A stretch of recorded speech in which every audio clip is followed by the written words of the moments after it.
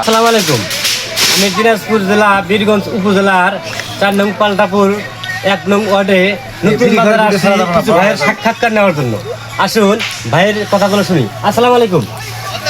ওয়ালাইকুম সালাম। ভাই আপনার নাম কি? রাকিব, মোহাম্মদ রাকিব ইসলাম। আমি দেখলাম আপনি সিগারেট খাচ্ছেন, আপনি সিগারেট খান কেন? সিগারেট ভাই মূলত যেটার কারণে সিগারেট খাওয়া হয়, সিগারেট হইলো এটা বেশি কিছু না ভাই, এটা হলো মানুষ ধূমপানের জন্য।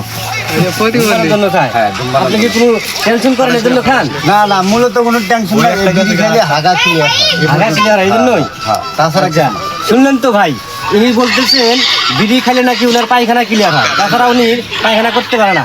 আপনি কি ল্যাট্রিনে ঢুকে পায়খানা করেন? মানে না, ল্যাট্রিনের বাইরে পায়খানা করি, আর মূলত হইলো বিড়ি আগে খাই। তাহলে কি বিড়ি আপনি ল্যাট্রিনে খান না? না না, পরে কুদাল ধরে ল্যাট্রিন ঢেলে দিই। যাক, উনি ল্যাট্রিনে কিন্তু বিড়ি খান না, বিড়ি খেয়ে ল্যাট্রিনে যান এবং বাইরে পায়খানা করে এবং পায়খানা পরে ল্যাট্রিনে ঢেলে দিয়ে আসেন কোদাল দিয়ে।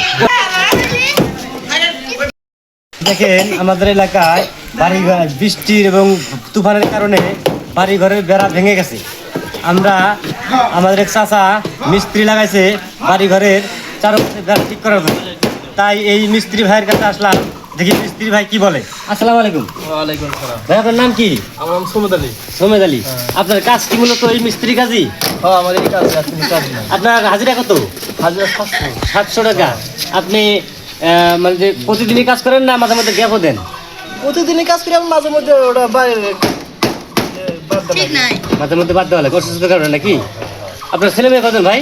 ছেলে মেয়ে 2 জন। 2 জন। যাক আলহামদুলিল্লাহ, ভাইয়ের ছেলে মেয়ে 2 জন। আপনারা সবাই ভাইয়ের ছেলে মেয়েদের জন্য এবং ভাইয়ের জন্য দোয়া করবেন, আল্লাহ যেন ওনাকে সুস্থ সবল রাখেন। আসসালামু আলাইকুম।